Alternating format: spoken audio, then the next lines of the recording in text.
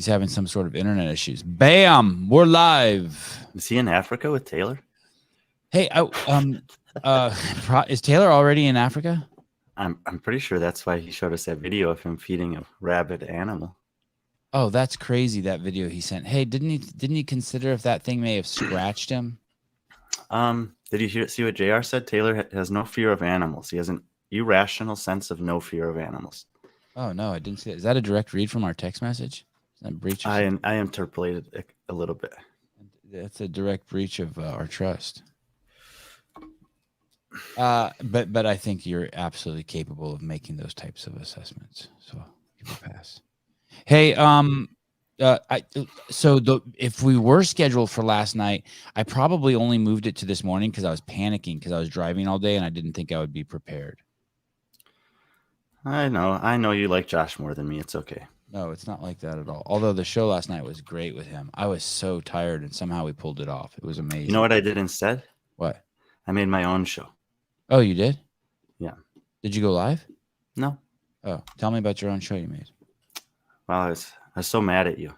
And go on. No, just it's not something I was planning to do at some point anyway. I just wasn't sure when and about what. So it's just maybe like a 20-minute thing, me and Patrick reflecting on, because I don't know if you know this, I did all the semifinal tests this past 3 days. I did. I saw on your Insta. I didn't know you did all of them, but I knew you were dabbling. So I did them in order, and I tried to I didn't do the RX versions of them, but I did versions that I thought would elicit a similar stimulus for someone of my abilities. Mm-hmm. And then we just did a little recap of that. A lot of people were asking, what was your favorite? What was overall impressions? And so instead of just answering those people individually, I just decided to make a little video, and I think we're going to put it out later today or tomorrow. I'm not sure. Maybe today. on your YouTube or on Instagram? We'll advertise it on Instagram, but it'll be on YouTube. It's almost 20 minutes long.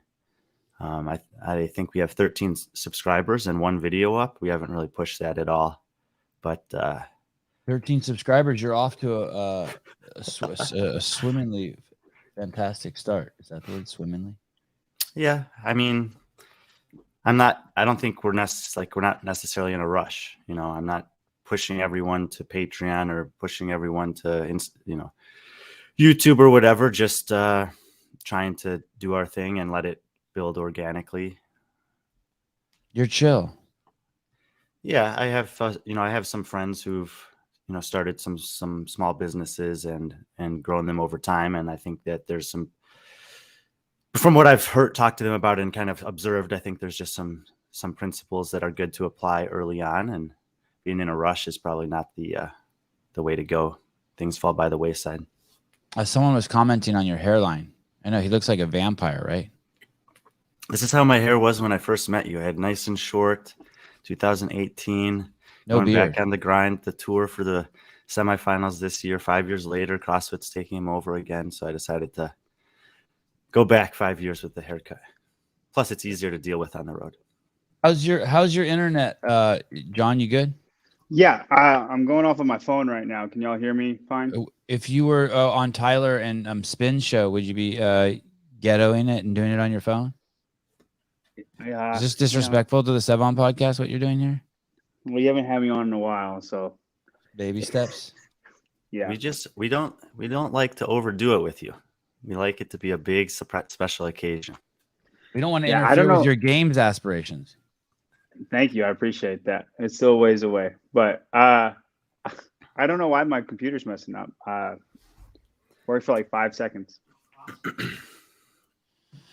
Here is the landscape of all of Brian Friend's stuff. So if you're not, oh darn it, it's a 2-step process now to get this. Okay, so there is a YouTube page. Let me see if I can make this a little smaller. There's a YouTube page up. Subscribe. Okay, it's a Be Friendly Fitness. Looks like it's about as organized and set up as the Sevan Podcast. The pictures don't fit yet. It's all fucked up. But anyway, subscribe now, and then you click this bell. I don't know why anyone wouldn't do this for everything. You click this bell, and then you click all. And so if Brian goes live or if there's something new, you just get a little thing that slides down on the top of your phone. And then if you want to get on Brian's other, his next page is, nope, not that, this. This. Yeah. So then go over to Instagram, and there's it's Be Friendly, just the letter B, Friendly Fitness, and then it's an Instagram account. Can you do that with this too? Turn on notifications. Where's that in here? I think there is a way, but I don't think I've done that for anyone ever on Instagram. I don't see. Did what? Turn on notifications so I get all, like, if I don't. Yeah, I don't know. I don't think I've ever done that either. I don't. I swear there must be a way, because there are a couple people that literally the moment I post something, they react to it every time, and I don't know how that could be possible otherwise.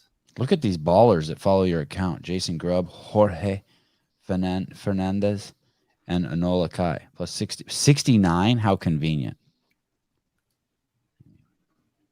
This is a show where you are going to hear the picks of John Young versus Brian Friend. This is a very contentious show. If you're bothered by nasty facial gestures and contortions and maybe some hand gestures, this is not the show for you. Shit could get weird. Did John take a sink shower? I think he just came from the gym. I did take a sink shower. That is very accurate. Is that true? Yeah. I just wetted it down. Well, people love you on this. You get a lot of attention. John Young looks like a really happy frog. Huh. That's a rough one. Another. I don't know what this means. Lindsay Baker, hogs and dogs. Okay. I think you're the hog, Sevan. Ken Walters just dropping all sorts of wisdom. Sevan hasn't got off of 21,500 subscribers for months. Not sure how he hasn't hit 50K by now. It's completely absurd. But that's not true. We every day we put on about 10 subscribers. We're on a good roll. This weekend is the John Young isn't gay. Barry McCockner. Wow. Strong. No, I'm not. I'm very happily married. I'm concerned that has to be said like that. That was awkward. This weekend is we're gonna know after this weekend how many people are going to the CrossFit Games, how many women, how many men. Oh well, I specifically did it like this just to confuse you. Thank you. I saw it in your article. You mean in your article? No. Oh. We're not trying to confuse you. But the number in Africa is the same. Okay. It's 1 and 1. Okay. And the number in North America East is not the same. It's 12 men, 11 women. Okay, so I'm going to do the math. 12 plus 1, that would be 13 men. Mm-hmm. And I'm doing the math over here. And 12 women. So after this weekend, we will know 12 women and 13 men that Which are is going. About a third of the field. 30 and 32% of the field. And there's 3 weeks, so it makes sense. And I'm going to oversimplify. Is Justin Medeiros competing this week? No. Okay. Who were the big point winners from the strength of field that made it so that the men got an extra? It's not. Remember, the strength of field is not dependent on who is in the field. It's how many are in the field. And by the field, I mean the top 100. But were there some real big point winners? Like, no. Well, there could be, but it doesn't matter. Like, for example, Jeff Adler is in this field, and Jeff Adler's worldwide ranking is in the top 10. And then there might be someone else in the field, like, I don't know this for sure, but maybe Griffin Raleigh, whose worldwide ranking is 95. They both would count as one vote towards North America East. Oh, okay. So it's even not. If Griffin Raleigh they don't add up their 1,000 points, and Jeff Adler has 30,000 points. They still get one vote. Okay. Well, I was acting like I knew what was going on. I clearly don't. No, and even in the version that Halpin and I came up with, we didn't allocate points based on the caliber of the athlete in the field. In both of those methods, and it's something that we talked about. In both of those methods, it's just based on the depth of field. But I think there is an opportunity going forward to not just account for the total number of athletes represented in each field, but how good they have been, historically or over time. That's where I think looking backwards can be helpful. But that's not the focus of this show. No, but it could be. It's always a potential to fall into that cavernous pit. So North America and Africa, any reason why they chose these two to go first? Any logic behind it, or any explanation? I think that the priorities were: one, CrossFit is running 3 events, so we're going to run those 3 events on 3 separate weekends. We're not going to do 2 on the same weekend. 2, where can we get venues, and then, plug and play from there. And 3 is distribute 1 and or 2 of the non-CrossFit ran events to each weekend. And again, I think that a lot of times it comes down to what's available when, more so than we specifically want Africa and North America East to be the things kicking it off or to go on the same weekend. As our previous president would say, I thought that they did it because they were hooking up the biggest semifinal with one of the shithole semifinals, so that more attention could be given to the more prestigious one. But it does concern me when we go to week 3, because I do want to watch both of them. And I kind of wish they would have separated Europe and Asia. What's the island called? Europe? No, isn't the last week Europe and the Australia? Last week's Europe and Asia. Okay. Oceania, South America, and North America West are week 2. And they can't help that. 2 good ones have to go together. There's not enough shithole ones. Yeah, and I mean, based on performance, if you're looking at the 4 that CrossFit is not running, or the smaller continents that get less, spots allocated, you would say Oceania is the strongest, South America is the next, then Asia and Africa. But both Oceania and South America are going in the same week with one of the big 3. So there's, I would say, the most density of competition in the middle week. But again, sometimes, to get the venues needed to do this, we know that CrossFit's not the most timely with some of these things, making these decisions, whatever. I'm always hopeful that will change, but I think that it's less to do with who's competing when and more about when can we get the spaces that we need to host or run these competitions. Corbin Bowman, John Young is my favorite, more so than Sevan or Brian. It's just fair. I understand. Barry McCockiner, who's the lady in the pic with Brian in his story? Oh yeah, it was just it's my best friend's wife. Oh, she's just wearing some. She was just wearing some Hayes Trainer, the Strike Movement shoe that I like, and they were like the new green version, and I have the old green version on that day. What is going on? Whatever. Let's see what's going on here. That's your friend's wife? No, that's Down Pepper. If I had a wife, that might be my wife's friend. This is Be Friendly Fitness, so it's not on this account. Oh, well, shit. I can't. Come on, man. I know. Asking you to do 2 things at once. It's tough. Thank you, Barry, for the $1.99.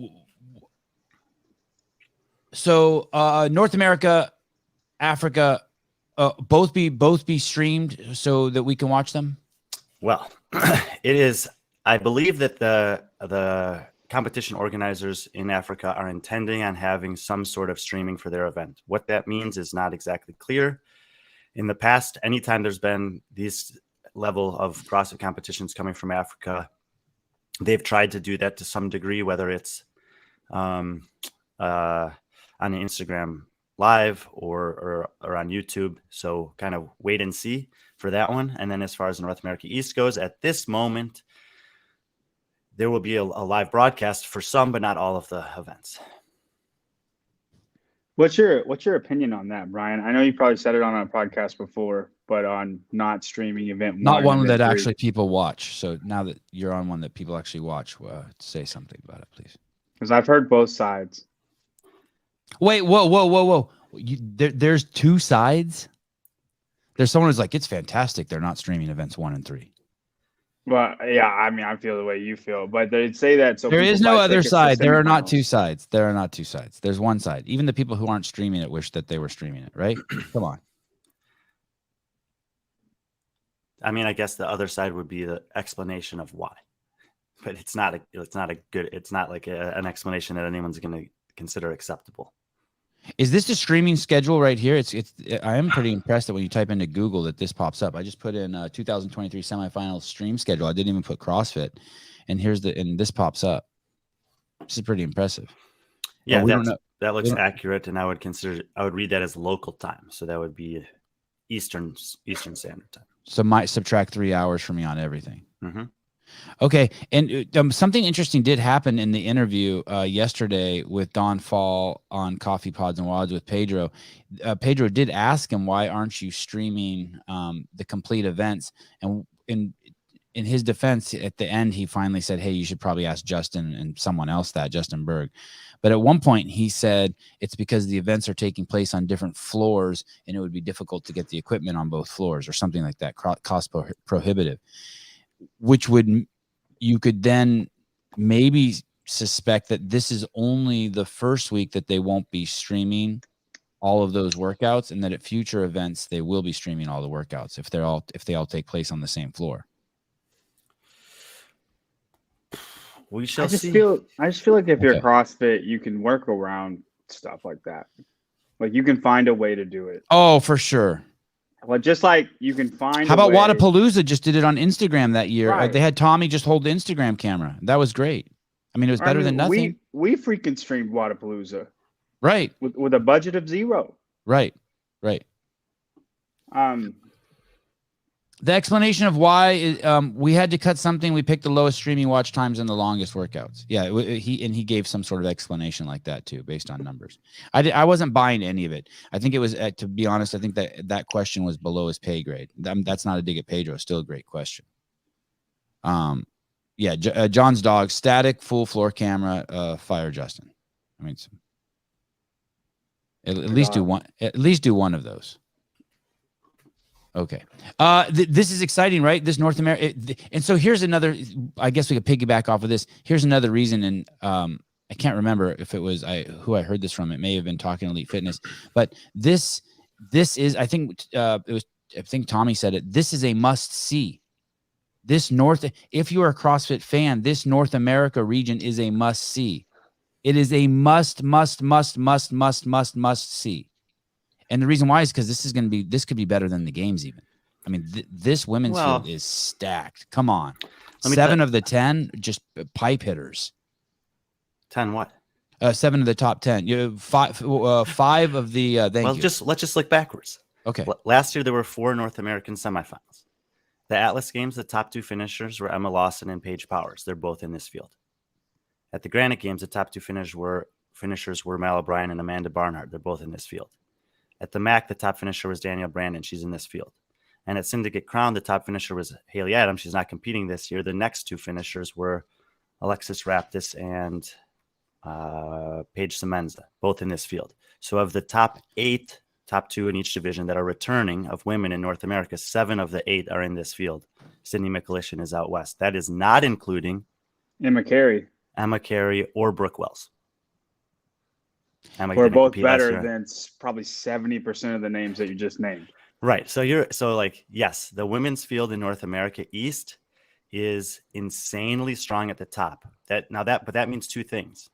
That means, first of all, and you'll see this when we go to our picks, that it's not such a mystery necessarily who's going to take most of the game spots, but it is an opportunity for us to see a big handful of the top 10 athletes, female athletes in the world, compete head to head twice this year. Right. Well, and there isn't a better preview for the games. There isn't a place where more tension will be added, where you can get more respect for what you're about to see it go down in Madison. No, it really feels like a conference finals in a sport, like a Western Conference Finals and Eastern Conference Finals, as far as for the games. The North America East and North America West, men and women. And let's say something crazy does happen, that Mal O'Brien, Danielle Brandon, or Emma Lawson doesn't go. I mean, they could get hurt. Or there's some of these workouts, this pirouette workout, there's such precision required that something could happen. And everybody you just named is like one of the best gymnasts. I know. I hear you. What if Paige Powers doesn't go? Well, so the other, if you want to talk by the way, about, John, your picks are fucked up. I'm looking at them right now. They're fucked up. Well, they're like the same as Brian's picks. So I am pissed. Brian sent me his list and I'm like, you just copied mine. It was the exact. Wow. I'll get him, John. Get him. He did Brian copy your list? I made my list first just so the crowd knows. That's not true. And you think he watched your show on the Spin podcast and then just copied your shit? Copy and paste. It's not copy and paste, but I will tell you this. I actually didn't watch that show, and I didn't open John's picks until after he texted me and said that it was copy and paste. And when I did, I looked through it and I realized that in North America East, the top 15, though not in the same order, we have exactly the same 15 women selected.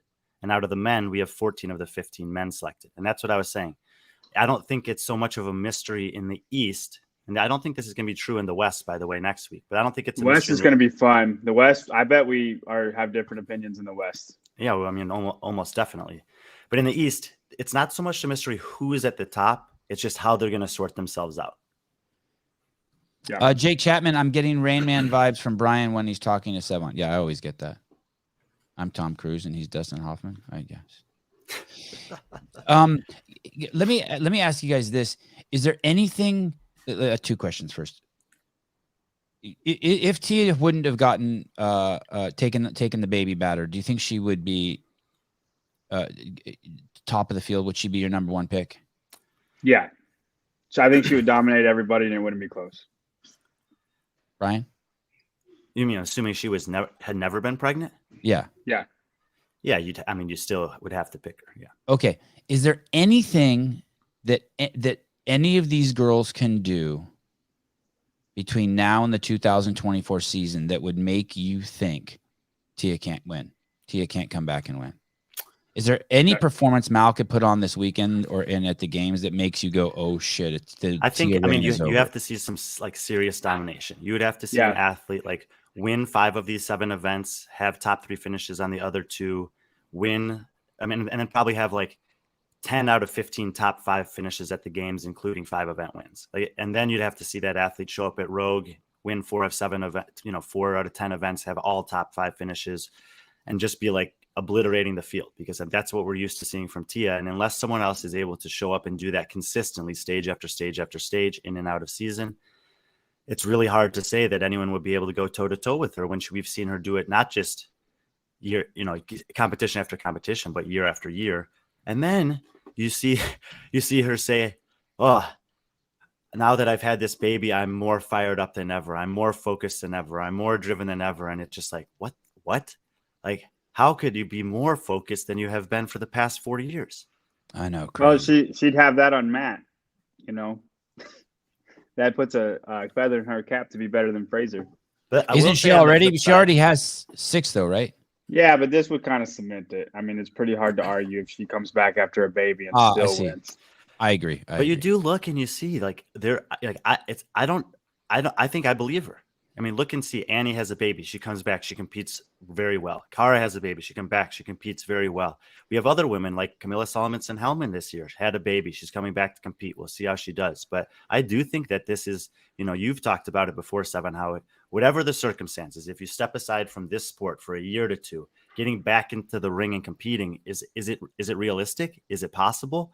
But the one exception seems to be if you're a woman and you have a kid, yes, it is possible. Hey, if she does come back and she does win, and that gave her 7, I would not give someone who wins 8 make them better than her if they didn't do the same thing. I don't know. I don't know how you have a baby and come back and do that, pull your shit. I mean, just the psychological implications that she's done so much and that she could just walk away now and chill and come back is nuts. Yeah, I mean, Most it's nuts. I mean, if Annie won, I'd love to see Annie win this year, just so we can see a woman do that who's had a baby win. I would love to see that. I mean, look, it's not impossible for Annie to win this year. Like, given what she's done over the last 2 years that she's been competing, like her resume stacks up against most of the women in the field. She's been right there with Laura. She's been right there with, so. But, for someone like Tia, it's like, well, why are you competing? Are you competing for the money? Not anymore. She's got plenty of money. Are you competing for the legacy? Like, your legacy is already about as good as you could ever ask for it to be. 7 consecutive years for, second, 8 years, and then 6 firsts. Like, well, so she's competing for something else. Like, and it's got to be the love of the sport. And that is a little bit scary. Well, if anything, she can take it like it's almost a new challenge. I just had a baby. Like, I've dominated everybody forever. And now I just had a baby. Watch me come back and do it again, because it's not like it's going to be easy. She was so good. She could just show up and we know she's going to win. She probably appreciates the doubt, is what you're saying. Like, yeah, she's so many. I mean, It probably sucks when everyone expects you're gonna win, and now she has a baby, and now we at least get to doubt her a little bit, and that lights a fire under her ass. You're saying? yeah, and I mean, and I think if Mal dominated the games and say won by 200 points, that would only fire her up even more, because I guarantee people will say like Mal's going to take. If Mal wins by 200 points, I think it'd be half and half. People that think Tia would win, or people would think Mal would win. Brian, are the women better than the men? I know that you've thought that the men's field is deeper than the women's field, but are the women better than the men? Is it just a better competition? They're just the top 15 women are just better than the top 15 men right now. I don't even know how to process that question. Okay, well, let's even throw Tia and Haley back in the mix, and some of the in Cara Saunders. I mean, the women's field is. I have so much more interest in watching the women compete this year than the men. I mean, this list is crazy. I'm looking at that I'm about to pull up. Yeah, there. You're confusing me, because It's like you mentioned Tia, and when you mentioned Tia, it's like when you have someone like that in the field, or when you don't, then the whole landscape of the competition changes. So with a Tia or a Fraser or a Froning in the field, it's like it feels like this inevitable force. Right. And even as good as Justin has been the last 2 years, he still doesn't feel inevitable. Like, it still feels like there's a chance. I mean, it's obviously a bummer Ricky's not competing, but it feels like there's a chance that Roman could beat him. Right. And just that chance brings some kind of other level of interest to the competition. This year, with Tia out of the way, even though most people think it comes down to 2 women, and a lot of people think it's a foregone conclusion of one that's going to win, there still is an element of unknown. And there's a deep roster of really talented women. And depending on how far down you go, there's also some really, really talented female competitors that have been great in the past that are big question marks. Katrin Davidsdottir, Sarah Sigmundsdottir, Jamie Simmons, Bethany Shadburn, that we don't know. And then there's these up and coming, Emma Carey coming back, Olivia Kerstetter throwing her name in the ring. We don't know how good Emma Lawson's going to be.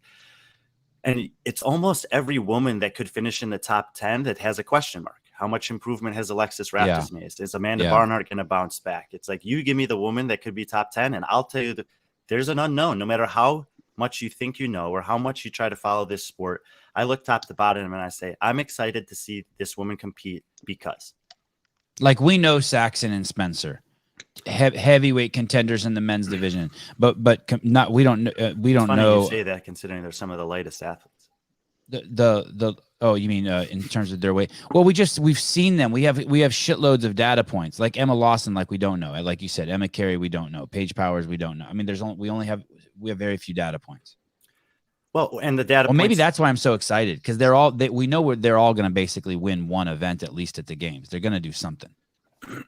Unless someone comes along and just elevates to that level that we were talking about, and just has this dominating performance, which is it's not out of the realm of possibility. I mean, if depending on what the programming is at the games, Laura Horvath could win 5 events there. Like, that's not unrealistic. If you're winning 5 out of, if you're winning a third of the events, that's like, usually it takes about 1,000 points to win.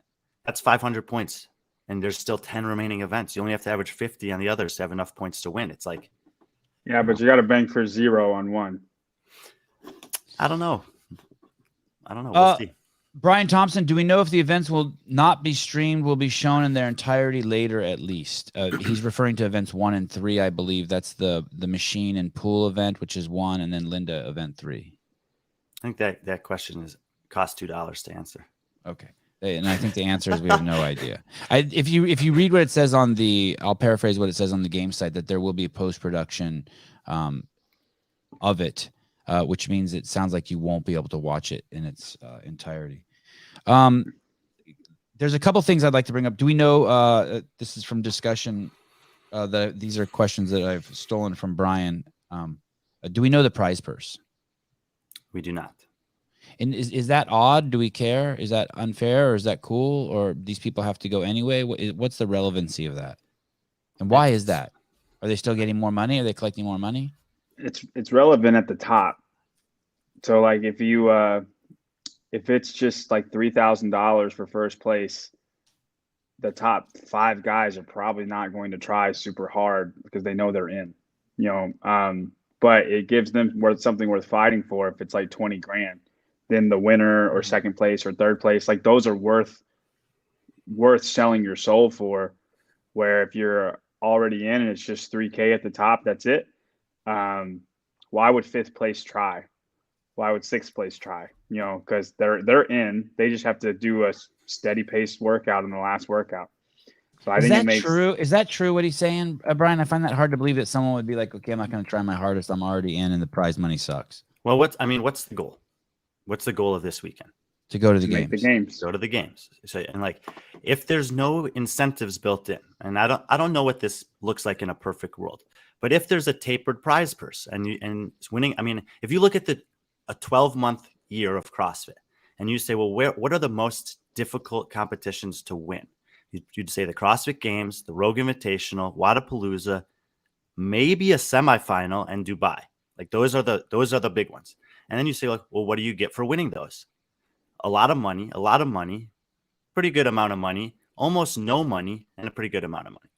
Why is one of the 5 or 6 biggest competitions of the year have next to nothing as the prize purse?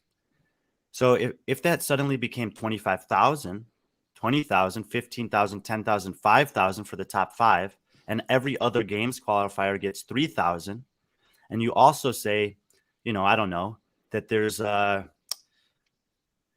you get an exemption through the open or something. You still have to do the workouts or, there's other incentives you could build in so that when there's storytelling going on, when you're lining up on that last day, that you have some things to play for.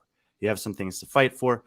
Right now, it feels like, I agree with John, it feels like in the men's North America East field, athletes 5 through 8 are basically just forgotten the entire weekend because they're just going to, I look at someone like Noah Olson.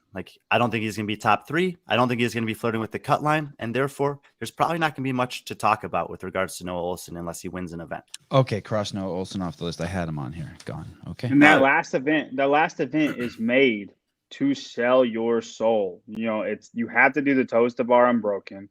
And then that bag is just a carry. Nobody's going to separate hard on that. The only way you're going to separate is who bikes the hardest. Did you hear that they're going to have to carry the bag 60 meters while on the runner? Did you hear that? Did you know that? Yeah, I didn't hear that. No. Yeah. Hey, but, you think I'm joking? You think I'm joking? Do they really have to carry it on the runner? You could expect anything. If that 800 meter event number 5, I hear that they have those guys running that last 800 meters on the runner. They're capable of fucking anything up. I mean, that's just pure idiocy that you're not going to let us watch the guys jockey for position and run around. So I don't put anything past them at this point. It's really, really disappointing about event 5. If that's true. It does. It makes an amazing event, like an event I don't care about. Right. I agree. Brian, do you have any feelings on that about it? Last night in the comments, I think Brandstetter said it now says that they're running that last 800 on the runner. Well, that's what it says on the game site. If you go to the CrossFit Games website and you search by semifinals and you go to workouts, which by the way, it's, they're making a big deal about calling them tests, but they're still labeled as workouts on their website, which is show some consistency. We heard Dave talk about this on his thing a couple of weeks ago. There wants to be consistency across the company. There's not even consistency within the games team themselves. Right. But it says on there anyway, under the workouts tab, that it's 800 meters assault air runner for both. Wouldn't you much rather see those? Of course. Those we talked about it. And I told you that if you saw them running around the outside of the arena, this would be one of the most dramatic and exciting events in the history of regional/semifinals. And as a result, it's going to be, this is what the best case scenario is now, that all of the judges are on the same page, and with 500 meters to go, they go like this, and then they count down from there. So that's the drama. We're waiting for no excitement at all. It's instead and you can't tell who's speeding up. You can't tell who's slowing down. You can't tell. Everybody just looks like they're running fast in the runner. You have no idea until it's over. The drama is somebody catching somebody. I would rather them go outside and just do snatches on the concrete and then run a 400 meter down and back than what they're doing. Right. Me too. You could just walk out 400 meters, put a cone down, and then go. That's not hard to do, and I would rather watch that. Me too. I would even watch them do full field shuttle runs more than this. Because I'd like to see them forced into a lane together. Yeah, of course, that would be the optimal. But I'm saying if we're going for like preferential, at least in this scenario, if I see John get off the runner 10 steps ahead of me, I can see there's John. I see him. And then I can decide when to make a move. John will turn around and see me. And the crowd will know, okay, it's John leading Brian. And then, oh my God, in the fourth shuttle, Brian passed him. You know, whatever. Like, at least there's some kind of a visual. It might get confusing because you won't know who's on what shuttle run eventually. And so it's not as good as obviously the previous scenarios that we talked about. But to me, it's still better than an air runner. Philip Kelly still puzzled that Sevan isn't sending Souza to the West semifinals. I've never sent anyone to any semifinals, any games, and I never will. I've never, That's ever. Not true. No, you just haven't since 2018. Oh, semifinals. Thank you. Yeah, you're right. Not since 2000. Anyone who goes and wants to jump on board and help me out, I appreciate it. I don't ever send anyone. Whose nose is bigger, Dustin Hoffman's or Sevy's? I will get that information for you by tonight's Frisbee show, if that happens. Eric Wise, Bethany Hamilton was nursing her baby between surf sets on the tour. I want to see video proof, please. You should pull up Joe Nell's comment. I think he gave you $20. I'm scrolling down. Down. Don't get bossy. Well, it was a good comment. Okay, here we go. I got $20 and a good comment. Comparatively across sports, CrossFit is quite lucrative for the women, thus driving women to forego other sports opportunities. For males, there's a much greater financial ceiling in more mainstream sports. Wow. That's a strong point. No, I agree with that. No, it's yes, I agree with that. Not no, I agree with that. It's yes, I agree with that. The Saquon Barkley of women is way more likely to do CrossFit than something else, where Saquon Barkley is not doing CrossFit. Who's Saquon Barkley? He's a NFL running back. Oh, and he makes a lot. I'm just talking about like an athletic freak, you know, in women's world is more likely to do CrossFit than the athletic freak in a man's world. What did he clean? They have a 400-pound clean. He cleaned 405, no contact, because he doesn't know how to clean, because they don't teach football players how to clean. That drives me wild. 405. He could be in the Olympics. If he just took up Olympic lifting, I think he'd clean and jerk 500 pounds. But the NFL pays more. The NFL pays about $20 million more. Yeah. So good point there by Joe. And we benefit as the fans. We benefit from that. Thank you, Greg Glassman, for doing that from the beginning, and Dave Castro. Jay Hartle, a good payout can justify not having money for the live stream. What? Okay. I'm okay.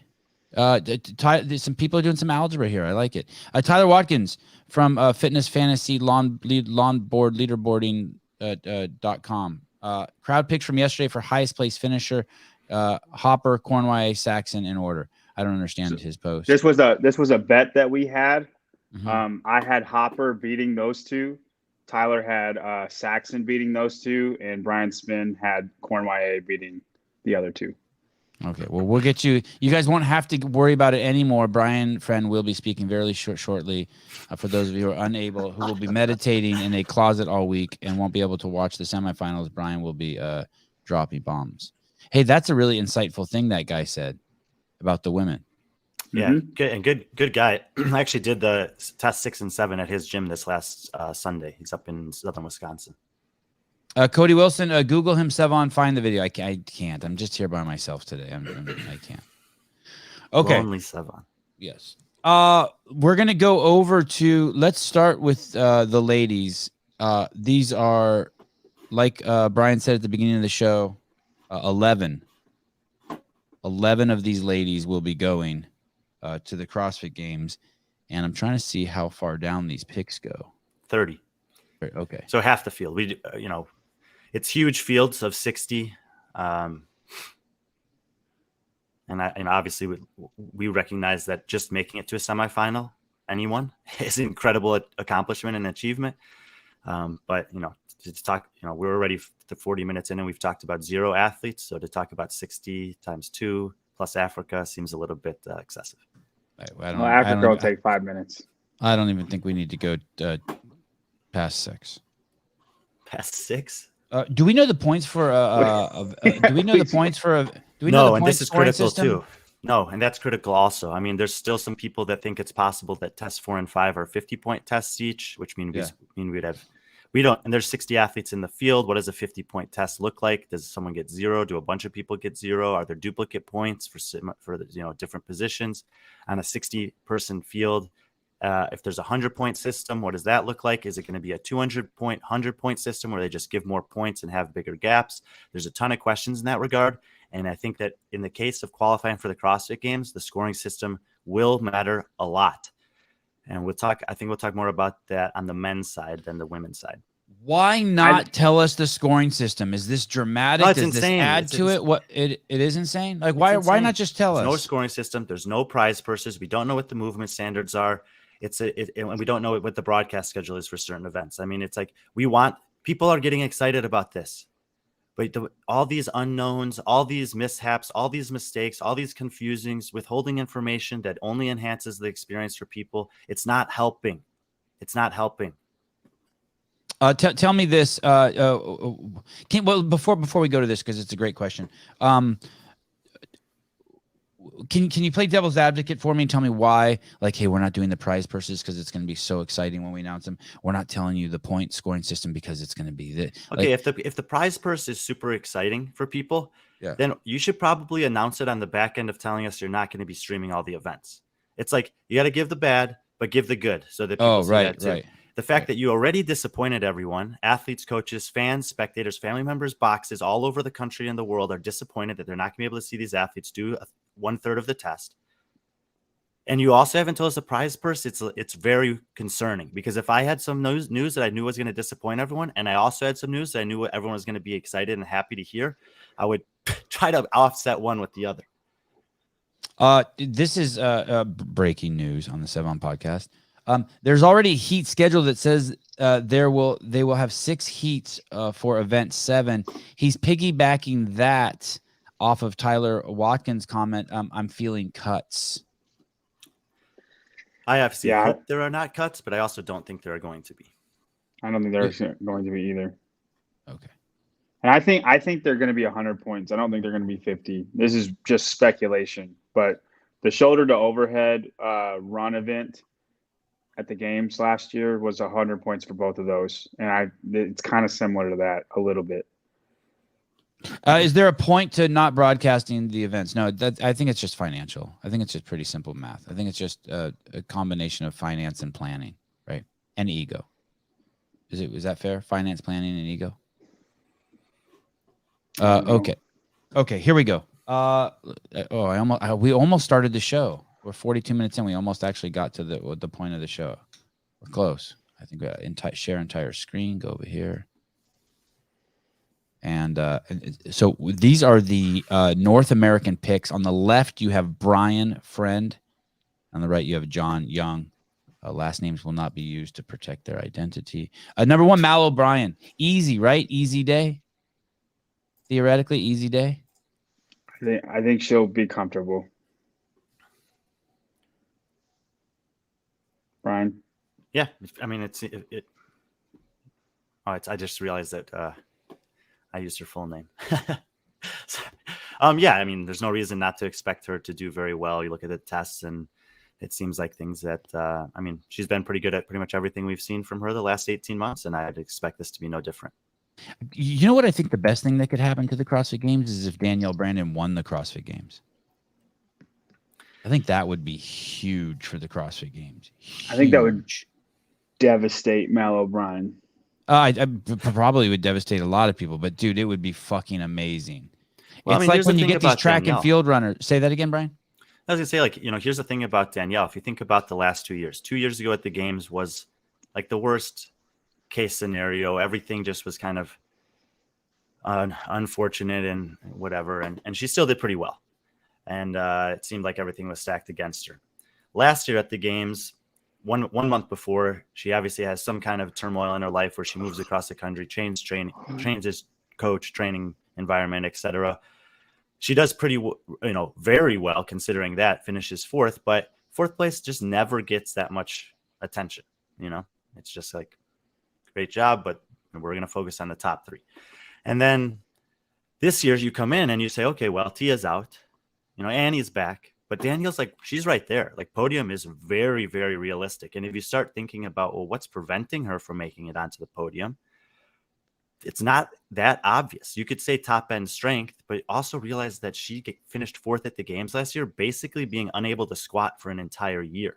Oh, if she's been able to squat for either even half of this season at a moderately heavy loads, everyone who does this stuff knows that inherently is going to have an impact on your strength numbers across the board. And if she's improved there, the field's gotten weaker, she's gotten better, she's had more stability in her life. Everything seems to be pointing up for her. And there's not a lot of places to go from 4th to up, especially. And if you take one out, then that's as good as 3rd of the returning athletes. I mean, she's not out of the conversation of having the chance to win this thing. What do you think? What do you think? Why we don't put her higher? Do you think that there's kind of an unknown element to her, like, almost like you don't trust her training because like there's some wild card piece to her? Yeah, and you know what I mean? Just her personality, how she is emotionally, how she presents herself. Like, you're not sure, like, this is so stupid to say, but I'm going to say it. Like, you're not sure if she, instead of doing that second workout, if she's not at the beach beer bonging. No, I don't Not think that about there's it like any that. evidence of that, but she just seems a little wild. No, I think about her similarly to Ricky Garrard in this fashion, which is like, you just got to let them be who they are. They're going to show up to the gym and work hard, and they're going to go and do the things in their life that they like to do. And I think absent that balance, neither one of them is as good as they can be. So if you're, in her camp, coaching her, whatever, a fan of hers, and she's doing these things, that's just part of who she is. I don't think she's making irresponsible decisions, but she likes to have fun. She likes to, her I guess her too. personality seems unfamiliar to the caricature that we want to hold of this crazy, hyper disciplined, borderline autistic, Kobe Bryant type athlete. Yeah, I mean, you read. I'd agree with that. Yeah, you read what Matt Fraser has written about his level of focus. The discipline that he's instilled in someone like Mal O'Brien, who's a big competitor of hers. You see how consistent Tia has been in her entire career in every basically facet of her life. And like that's what we have come to know, but it doesn't mean that the quote unquote antithesis of that can't be successful. She has the physical attributes. I think one thing that's potentially like off-putting for people when you're talking about a games champion or a potential games champion is her performance in off-season competitions. And granted, we know that her strength has been lacking because of some things she hasn't been able to do in training, but she showed up to Rogue the last 2 years and she's finished 11th and 9th. And those aren't finishes in that competition that reflects what someone would view as a games champion. A games champion, what we're used to is that they show up to every competition and they dominate. Oh shit! I didn't even think about this. Before we get to this, Brooke doing a 1-rep snatch. Going back to what Brian was saying before, for those of you who don't know, a quick recap. Basically, Danielle Brandon was training with Bethany Shadburn and Carrie Pierce. They went to go get tested for that ridiculous cold that was going around, and Bethany and Carrie tested positive for it. And so because Danielle was in the car that year right prior to the games, they didn't let her compete at the games with the rest of the athletes necessarily. They gave her own lane. They had a doctor chaperone her around. She had to put on a fucking diaper on her face. So it was a fucked up situation for her emotionally. She was separated from the pack. Then the following year, a month before the games, she had a fallout with Underdogs Athletics. It was a very public fallout, causing more emotional and turmoil and more noise in her life. And then now we hear, and then she had the injury, which we saw manifest at Rogue Invitational, where she wasn't able to squat. She dropped the bar, and now it seems like all the shit's put together, right? And she's training with some really phenomenal athletes in her camp. For example, Down Pepper, Emma Carey, James Sprague. Who else over there? Fisa Gaffi, Nate Yeah. Ackerman. I mean, strong group down there. Yeah. Okay. Great. And I stand by that. It would be the greatest thing that ever happened for the sport if she were to win. Okay. Then John has Emma Lawson. The greatest thing since Rich Froning. Thank you. I know what you meant. Thank you. Emma Lawson, a bold but fun pick, John. Yeah, Right? I mean, I think she's a monster coming. I think everybody's all on the Mal O'Brien train and they forget about Emma Lawson. We didn't know who Emma Lawson was till last year. and she shocked everybody. And what impressed me the most about Emma is how she did it Rogue, because Rogue is a strength biased competition, and she killed it. I thought she did great at Rogue. And everything that Brian said about Danielle Brandon, like everything is pointing up for her. I feel that way about Emma Lawson, and she's, how old is she, Brian? 17, 18? Mm-hmm. And I think she'll improve. He can't give out 2 ages and you say, Well, on the game site, it only lists their age. At the games, Brian. And I don't know when her birthday is. Yes. Sevi, shut the fuck up. Go. Sorry, John. Go ahead. I know. Like, Brian if it says she's in high school. If it says 24, that means they're going to be 24 by the time the games come around, is what I understand. So I don't know. It doesn't update on the day of their birth, you know. This is not true. I would not let Danielle Brandon peg me. No one would ever. I wouldn't peg myself.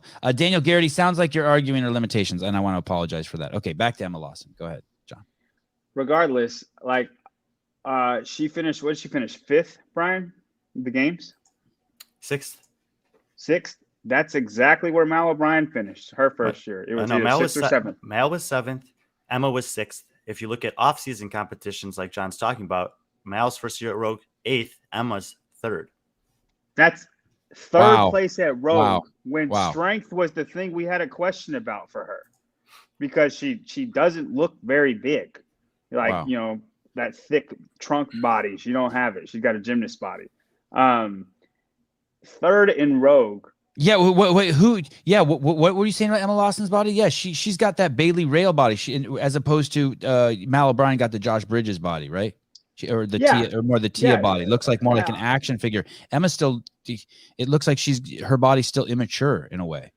Yes, 100%. And you get what I'm saying. Like, but so like heavy stuff, hot object stuff, you think she'd have a problem with, but she's actually really good at that stuff. She's very, very strong, and I just think the sky is the limit for her. She is on a trajectory that is better than Mal O'Brien, but we are not talking about her the way we talk about Mal O'Brien. No kinks in her emotional, intellectual armor either, right? That we've seen. Her game face at events is like, none that we've seen so far. And I think the sky is the limit. And I mean, I don't think she'll give Mal a run this year, but I do think she's a monster coming that people don't realize. Well, the problem for her, it's not her fault at all, is that Mal came first. So she did these things qualifying, and Emma Carey too.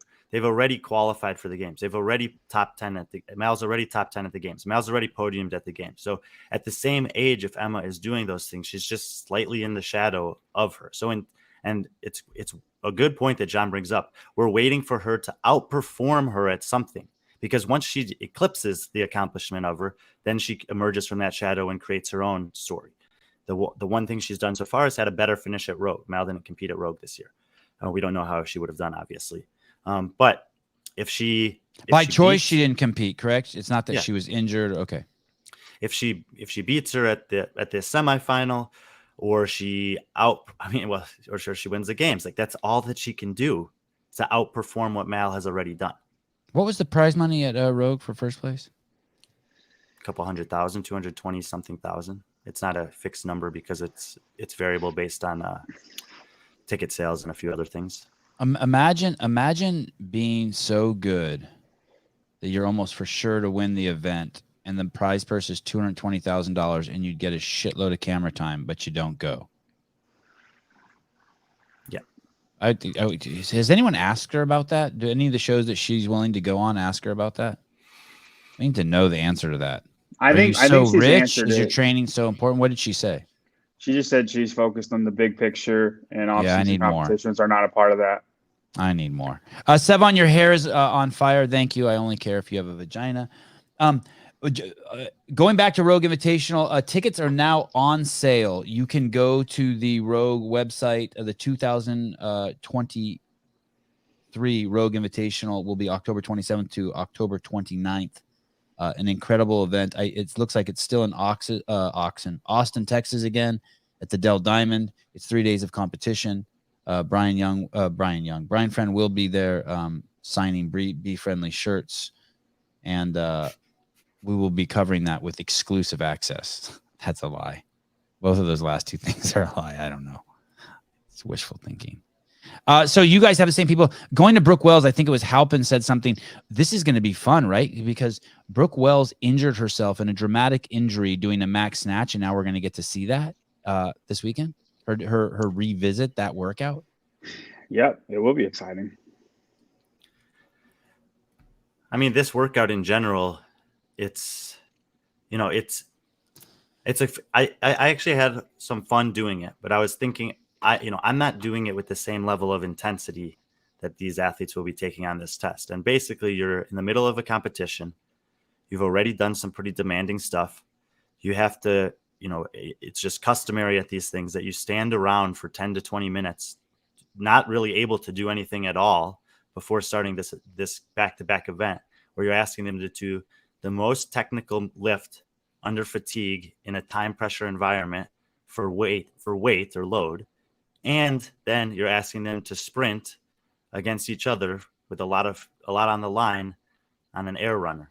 It seems to me like if there was going to be a problem, it would be in one of these two, in terms of like a risk for injury, it would be in one of these two things. I don't know where Brooke Wells is at mentally when it comes to snatching, but I think that overall she's good enough that it's not worth, if there's any doubt, it's not worth risking on the snatch. Just snatch what you can snatch and move on. You're going to be good enough on everything else anyway, with 11 spots available. If you're only 5 spots available, then it's a little bit of a different story. Is she freaking out, John, when she goes up there? Is she going to freak out a little bit? No, I flashbacks of the injury. Brian, you're going to have time. You're going to have time for 2 lifts, maybe 3. That first lift is not going to be anything you're worried about. The second lift probably shouldn't either. And then the third lift is kind of like a go for it at the last second.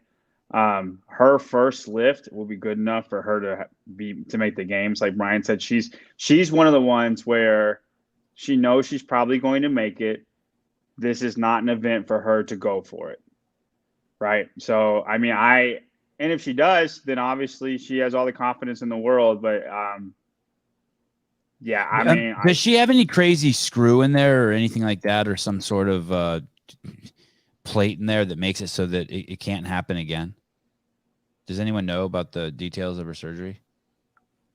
I do not. I don't know, but I do know there is an Olympic lifter that the same thing happened, and he came back in 1 year and snatched a world record. So it's not like you're, destroyed. He came back and snatched more than he had before, and that was a year later, and he had the exact same thing happen to him that happened to Brooke. I want to go talk about because we're gonna have to switch to the boys soon. Amanda Barnhart. How many years has she been competing? It's about 6 now, maybe. 2017 was the first year. Has she crossed over the halfway point of her career? Probably. I think. Has she seen her best days? God, it would be nice to see her get. Has she ever been on the? What's the closest she's been to the podium at the games? She's had 3 top 10 finishes. 2 of them were in kind of unusual years. 7th in both 2019 and 2020, 9th in 2021. So I would say that 2021 performance is probably like her best ever performance in a traditional games setting. She had a little bit of a regression last year. I don't think top 5 is reasonable, but I do think 6 through 10 is very reasonable again for her. Just any chance she could have just had some massive improvements over there? This is her first year with HWPO.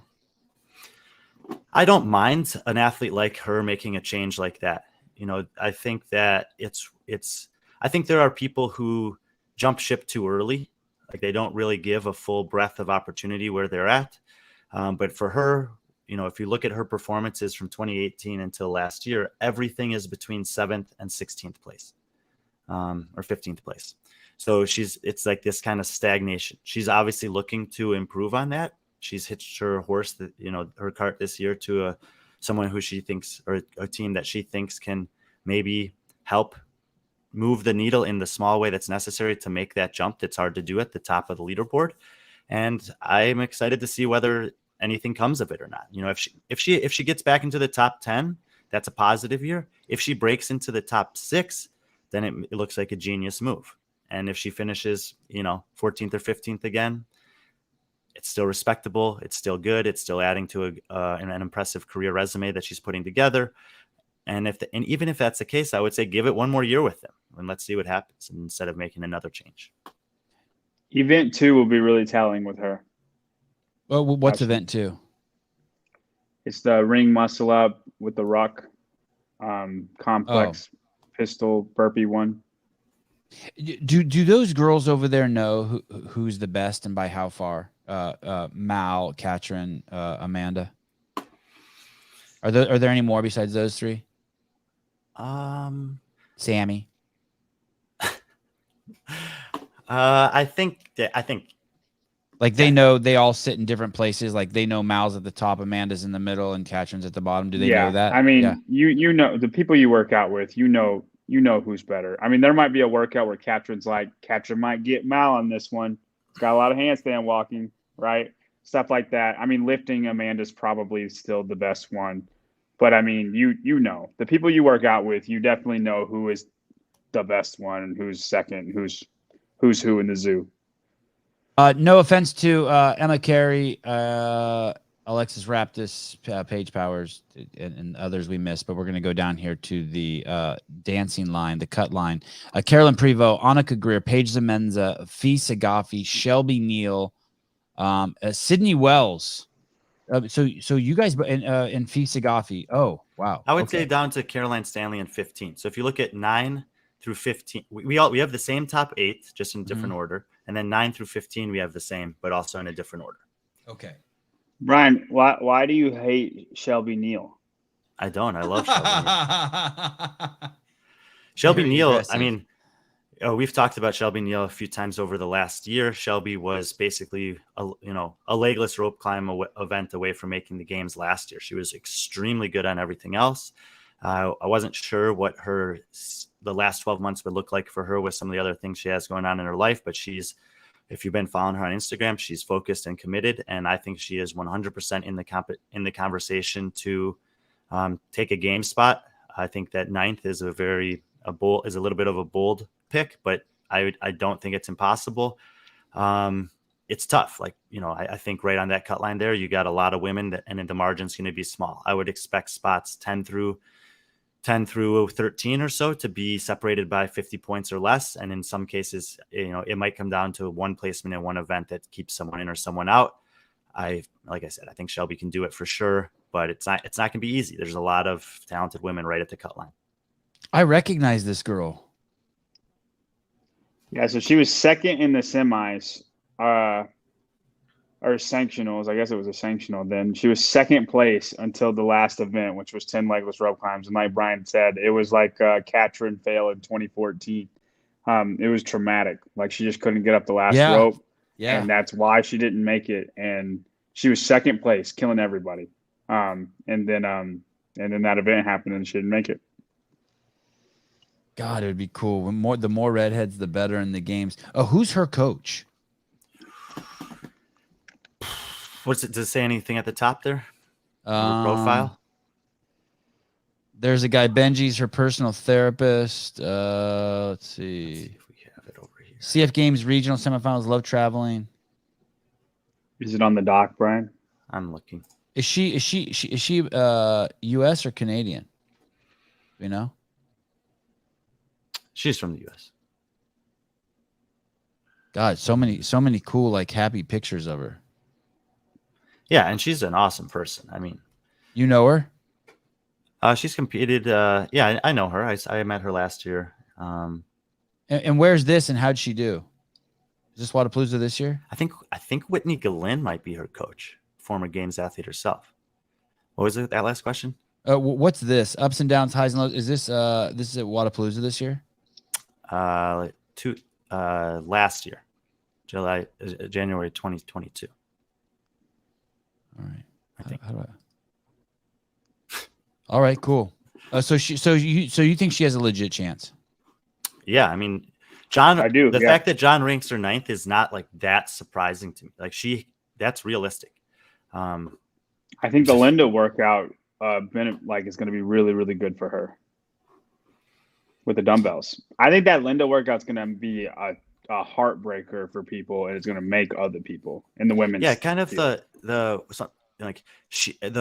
test 6 is a really interesting test because I think pretty much everything in that test that's relevant, she's really good at, except for the legless. There's only 4. There are only 4. So it's like, if she has shored up that even a little bit, then that should be fine. But if for whatever reason those get in the way, then it kind of negates. And even if they slow her down a little bit, it takes away from a workout that she otherwise, like a couple movements in that workout that she otherwise could have had a really, really high finish on. So I think a lot to be determined in that workout for her in terms of her ultimate fate this weekend. Stephanie Chung, all the way down here at 28 on John's list. Isn't she a former games athlete? Yeah, she's working full time. She's training. I think she's an interesting athlete to watch for sure. I'm guessing that he's putting her up there just kind of based on experience and, doing it before. Ryan doesn't have her at all. Well, I mean, I don't have her in the top 30, no, but. Is this Daniel Daniel Paran? Where have we seen her? Was she at Zealous? How do I know that? Dubai. She had a couple top finishes there, and mostly on the lifting events and power output events. And she is, I think, unless there's someone I don't know about, I think she's probably the likely to win event 4 against this group of women. Oh, no shit! And yet you have her down here at 20th. Well, it's one test out of 7. All right. Anyone specific here before we move over to the boys that you guys want to?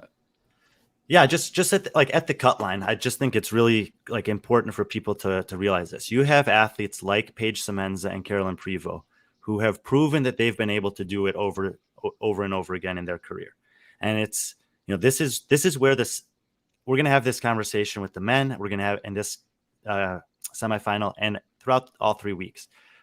I'm really excited to see how these veterans hold up when you have potential games rookies coming like Fisa Gaffi, Shelby Neal, Annika Greer, Sydney Wells. These are women that are big time threats. But there's just something about this sport. Until you've done it, until you've actually qualified for the CrossFit Games through a live qualifier, it's like breaking through the wall. You can see through the wall, but you can't get through the wall. And so I think that one of those, excuse me, Spin. Yes. But anyway, I think that one of those athletes is going to have kind of a breakout performance. And yes, Fee is qualified in 2019. I'm talking about, I don't know if she qualified and how she qualified that year, but I'm talking about qualifying through the path she knew someone, she paid someone. Whatever. I recognize them as games athletes from 2019 and 2020, but it doesn't hold the same weight to me. I'm sorry. And I don't mean that personally to any athlete who that affects, but it's just different. It's just 2019. And when you look at the last 2 years, she's in this group of athletes that have been close, but not able to qualify through this, live qualifying semifinal format that I think that people love. And that's what I'm talking about, is doing that is something that these women haven't done yet. I think 1 or 2 of them will. I'm just not sure which ones. And it will be at the expense of a couple women who have. Jake Chapman, all the way from Europe with a astute observation. Brian has the hairline of a barn owl. A barn owl. They got Sevan. He looks like an owl. Jake Chapman just turned Brian into the wise owl. We should change the set of your podcast so it looks like you're sitting in the window of a tree. That would be amazing. Should I put some glasses on? Yeah, it's like, and a beak. God, that's amazing. Beak. God, that is fantastic. Okay. Paige Powers, I would love to see Paige win this, just from my own bias. Well, you won't get to because it's not on live stream. So, well, no, that too. I don't mean event 3. I'd like to see Paige win the whole. I'd like to see Paige sit on top of the whole heap. I'm a huge Paige Powers fan, and then I'd like to see Danielle Brandon win the games. I think that's good for everyone. And if you've never been on this podcast or don't come on this podcast, I hope you get sick on the way to the games and get stuck in the bathroom at the airport. I mean that from the bottom of my heart. Okay, the boys. Here we go. Great lineup for the boys. The boy. What's interesting, the women don't really have any old dogs, but there's old dogs in the boys lineup, right? I mean, I would say there's like 2. Would you consider him a kind of like he's like one of those sharks that's like got all those No, scars I would say on it. Noah Olson is old. I mean, there's some old dogs in here. For me, it's more like the age is not necessarily the factor. Yo's like been to the pound a few times and been rescued. He's almost been euthanized. Will Morad, he's a fucking dinosaur, dude. Yeah, he is an old dog for sure. And I'd say Noah Olson also. Vigneault maybe also in that category, but they've been around longer. But age-wise, it's really Will, then Noah, and then everyone else isn't quite as separate as you think. Obviously, there's some young guys, in particular Dallin and Jason, but there's a lot of guys kind of grouped in that 26 to 30 range. Let me ask you this. I'm going to just read Brian's list. Sorry, John, real quick here, though. Jeffrey Adler, Roman, Jason Hopper, Dallin Pepper, Samuel Cornway, Saxon Panchik, Noah Olson, Alexander Carone, Tyler Christophal, Spencer Panchik, and Alex Vigneault. We'll do Will Morad, too. We'll do Jake Berman, James Sprague. We'll do all the 14. Of those guys, which one is in his peak? I don't mean who's going to win. Who's at the peak of their career? Like, for me, it's like just obvious. Jeff and Roman. Yeah, for me, it's Jeffrey Adler. Like, he's like, this guy's going to show up and it's never going to get better. This is it. Brian? Oh, I mean, he could get better, but I think Jeff and Roman are both in their peak. Like, if your career is this, an A-frame, look at even Elise Carr Redow knows. Look at even she knows. Yeah, it's Adler. Yeah, everyone. How long does I don't think Roman's I think Roman's past his peak.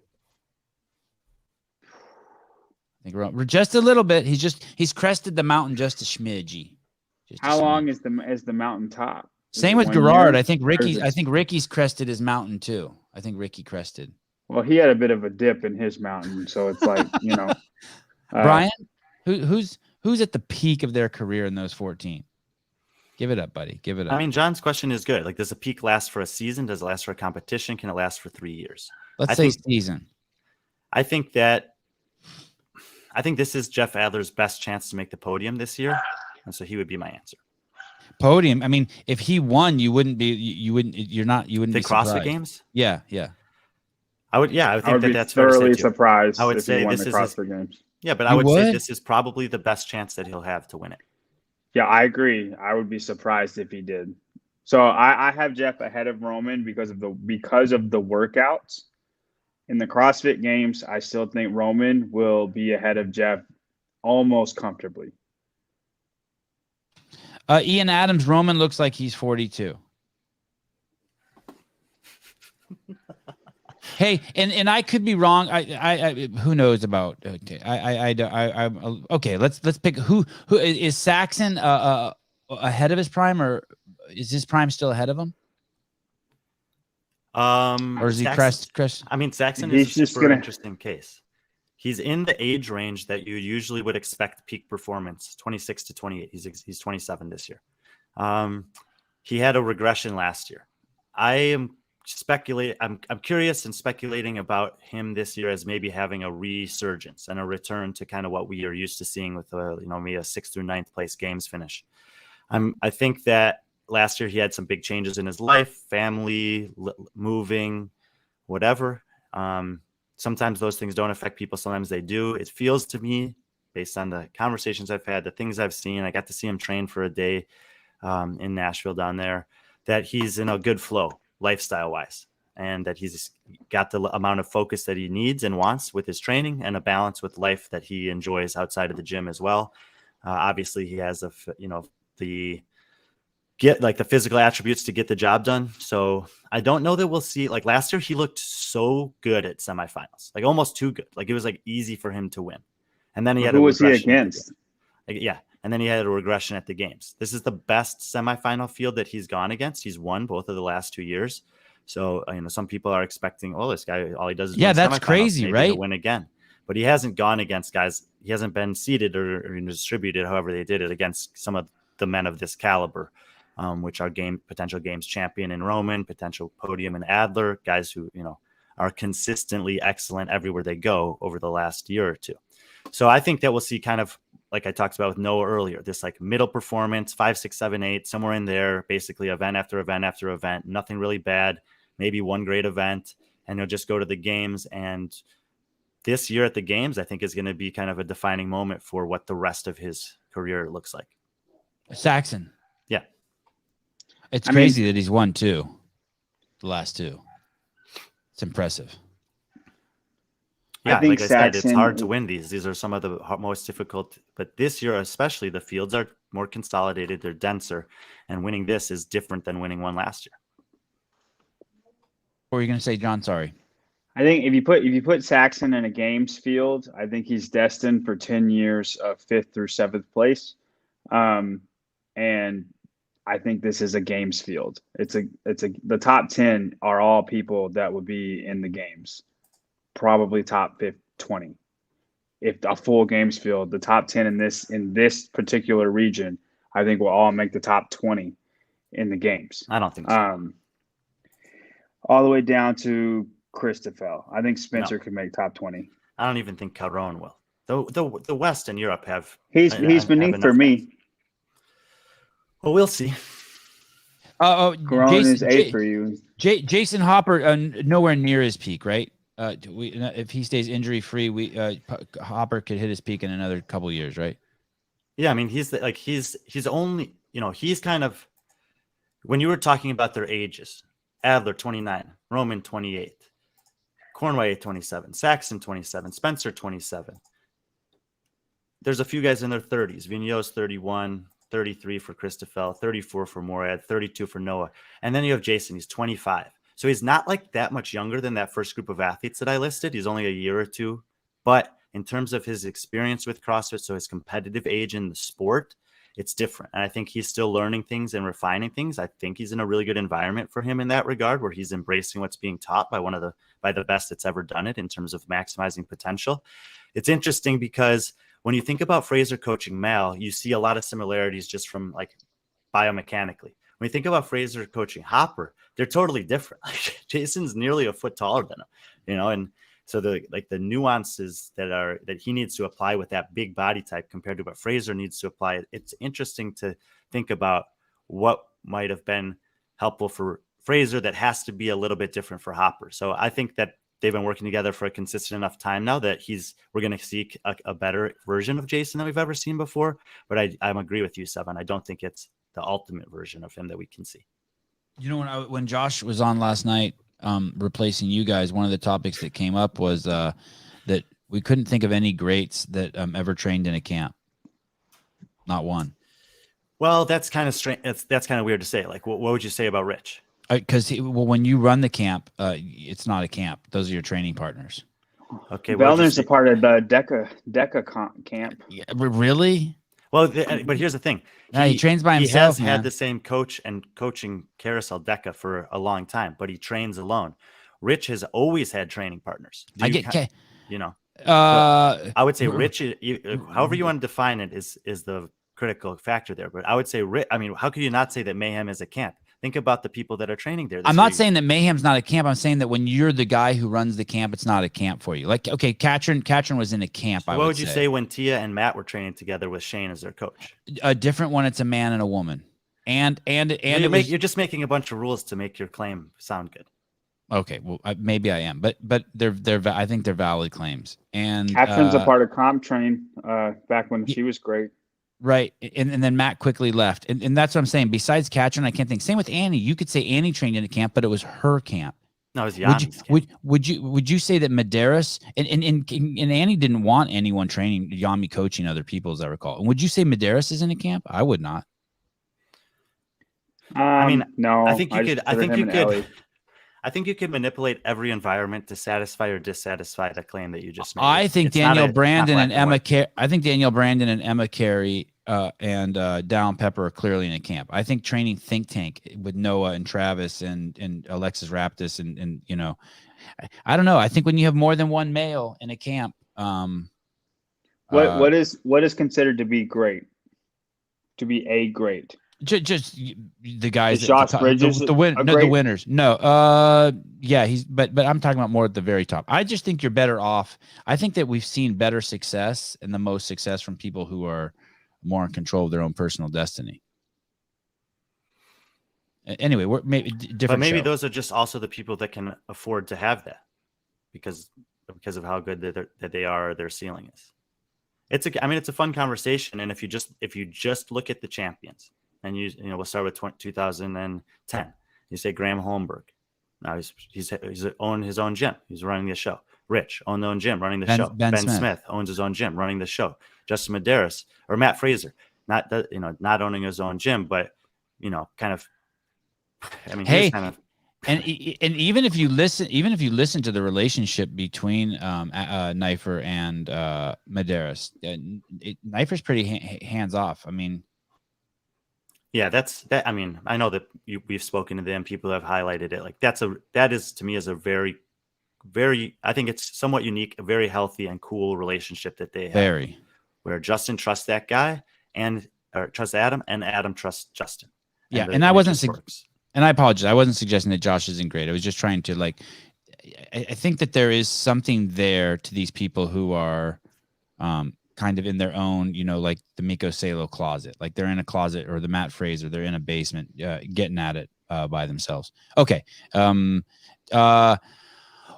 There is a guy on this list that I think is the most representative to what we have going on in the women's class, meaning there's so many women there that we just don't know what they're capable of because they're maturing so much year to year. Like what we were talking about, Emma Lawson or Mal O'Brien or Olivia Kerstetter. They're so young. They're exploding. They have so much potential.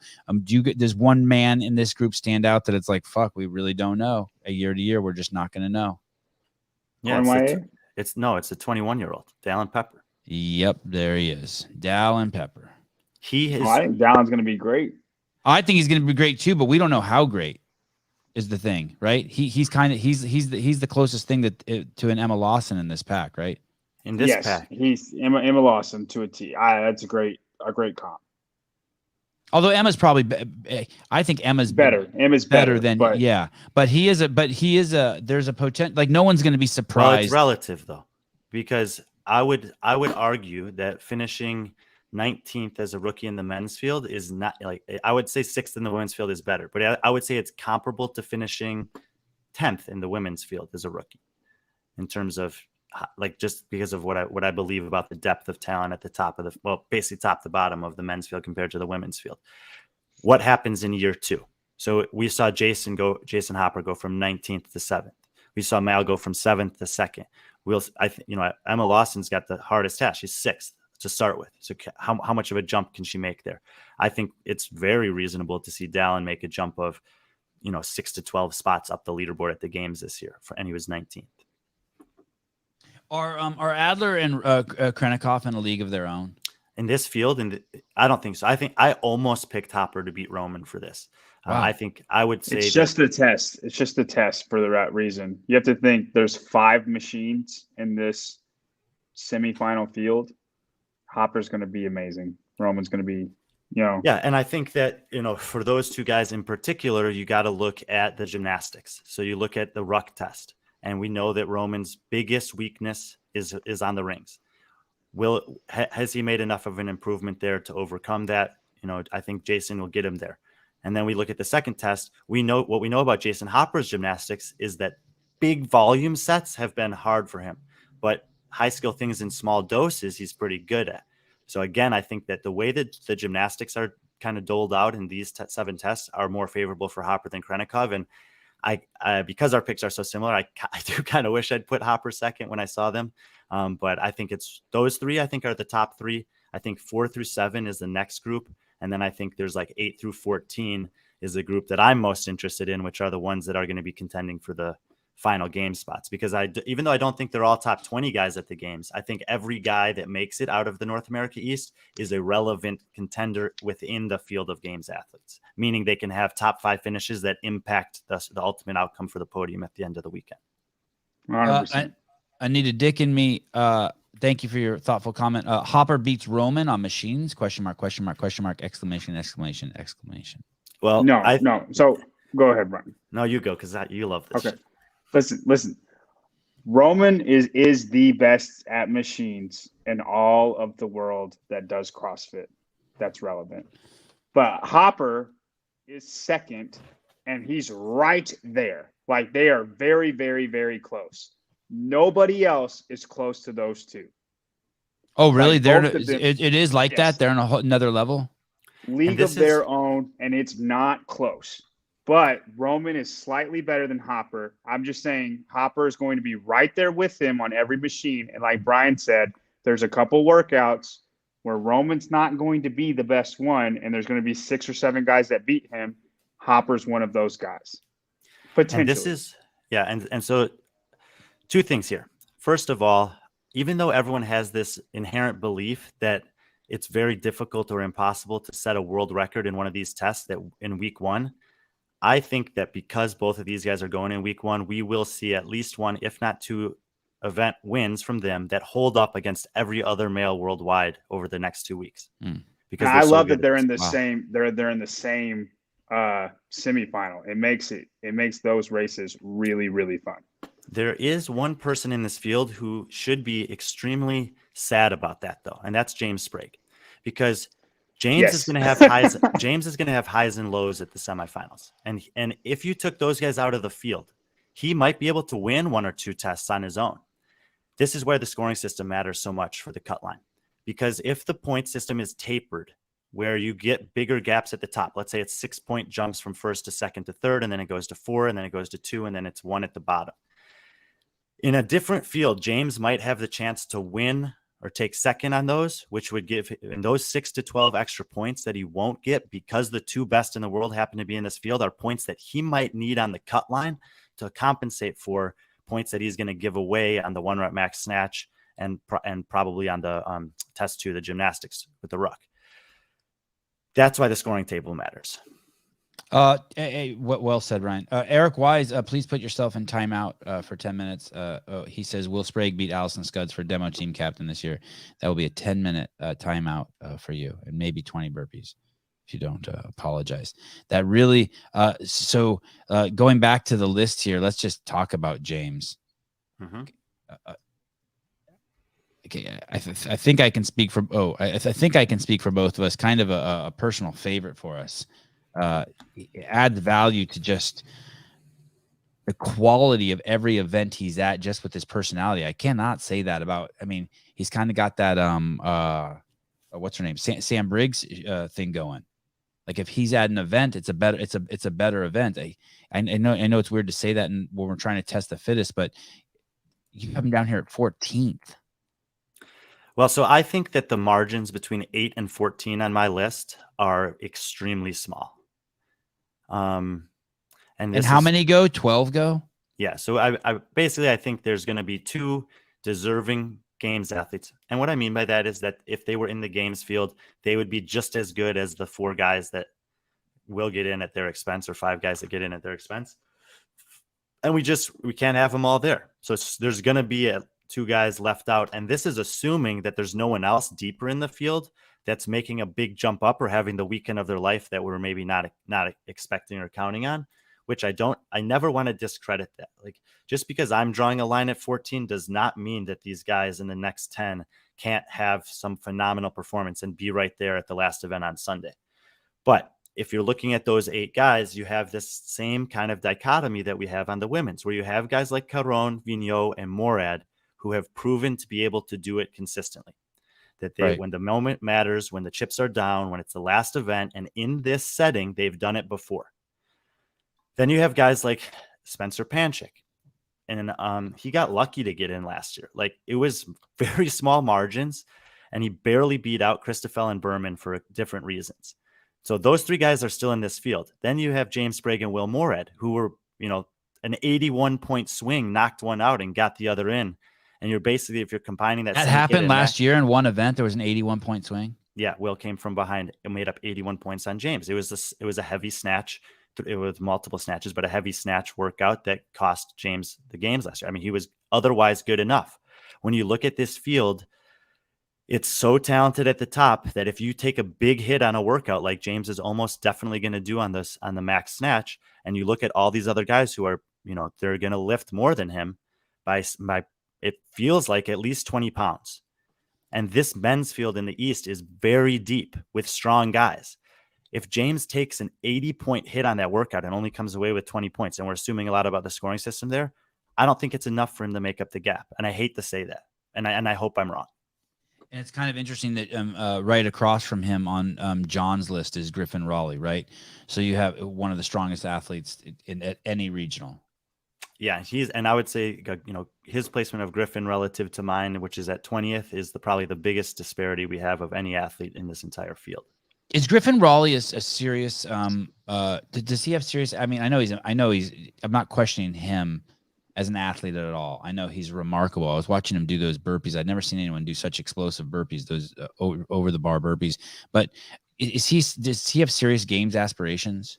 Like, is he a guy who wants to go to the games, or is he just a guy who's just training his ass off? I think he's serious about going to the games. I just don't know if he can do it.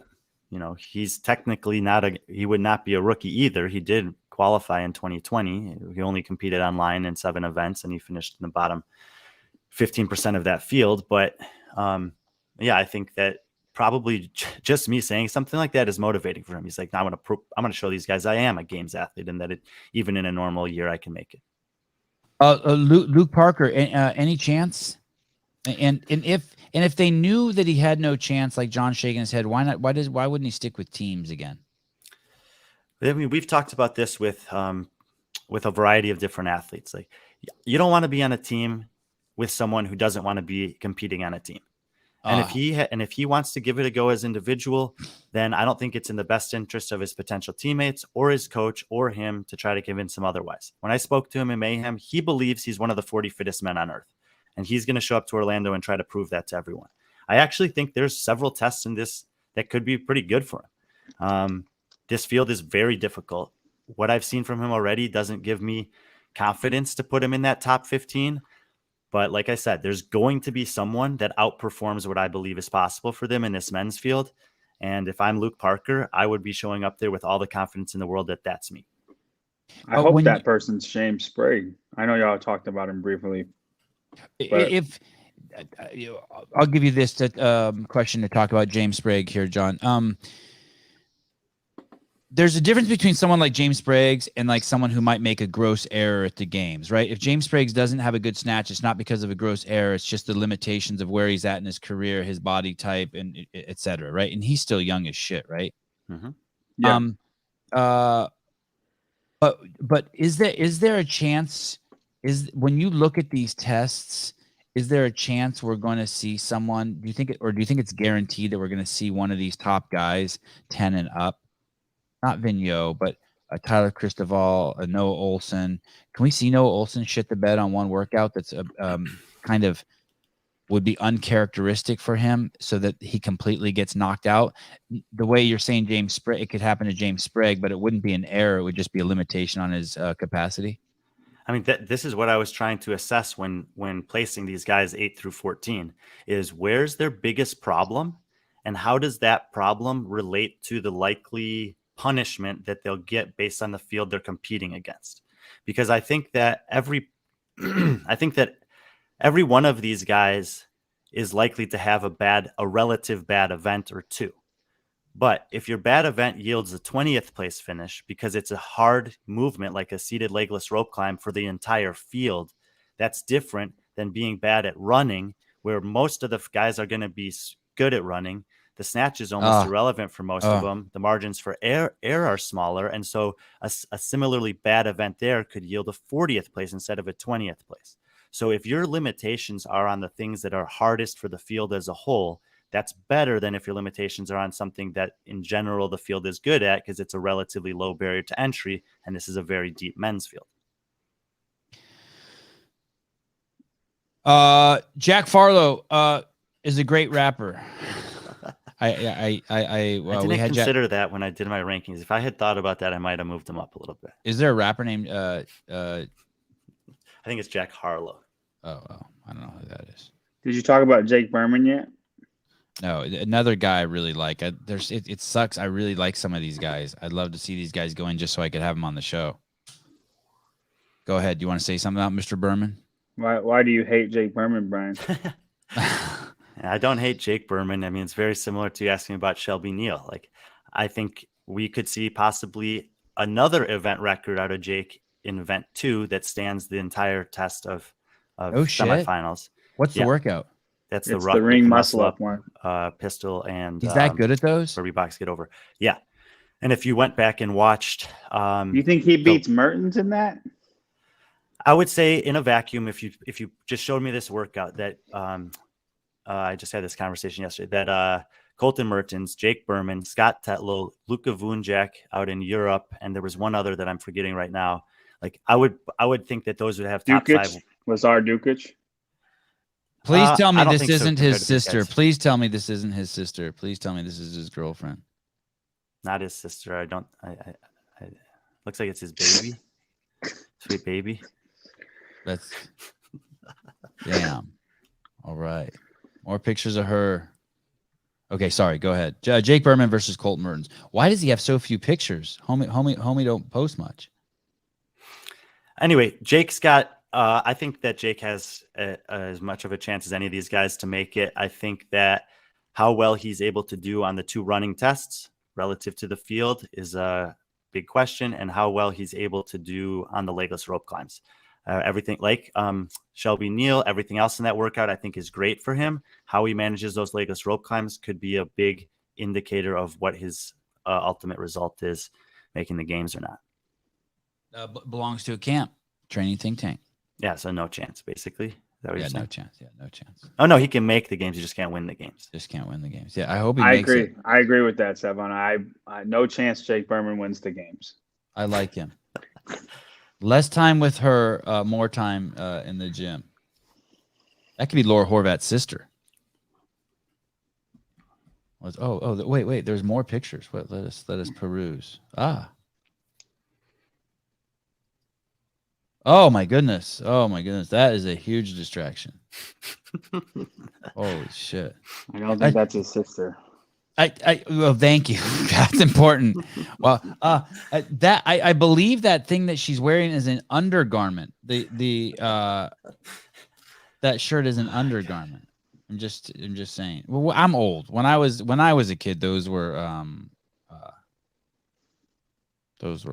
undergarments. Okay.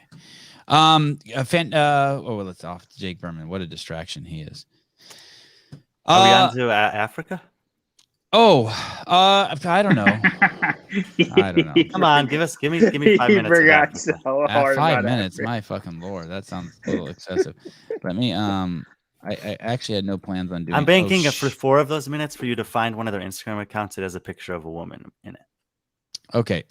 Michelle Bassinet. We can talk about her. Okay. Let me see if I can. She's one of Taylor's athletes. Yeah. Okay. The only thing I found interesting about Africa is something from Brian's article on BeFriendlyFitness.com. Basically, the woman who went from Africa last year is not even competing this year. If she was competing, you think she'd competing on a team? Okay. If she was competing, she would be in contention to make the games again. Yes. But you are saying also that the competition between Michelle and Christina number 2 is going to be close. Yes, and I was actually holding out on making a decision between these two until I saw the workouts, and I think that as I wrote in the article, you really think so? What? That it's going to be close between them two? I do. I don't. I think Michelle wraps it up. And I think that Michelle's, I'd say her 2 biggest weaknesses are running and just confidence. There's 2 running tests where we're running as a critical component of the test. I think she might take a little bit of a hit there. The problem with Africa is there's not a lot of depth. So, a bad performance for someone who's trying to make the games is like a 6th. And if you have 1/6, that might be it. I think that Michelle is very good and well suited for the other 5 tests. And I think that when head to head, she has an advantage over Christina in at least 4 or 5 of those. And I think that's enough to make it. And she drinks Paper Street coffee. Me too. If you didn't know. Wearing the shirt. You are right now? Yeah, super comfy. Oh. I I can't tell you what happened to mine. Saturday night, and Top Golf has 2.5 hour wait, so the next best option is Monster. But Paper Street Coffee. Will Brandsetter is a national treasure. Well, when is this posted? There's no way. 7 days ago. Was she in Africa 7 days ago? I don't think so. I was gonna say I can't imagine they have Top Golf in Africa. She was at JR's place like a month ago. With me? And John? That's where she was training? She was there during the crescendo competition. Yeah, getting some training in with Taylor, hanging out. And did you did you get to talk to her? Yeah. And watch her train a little bit. You too, Mr. Young?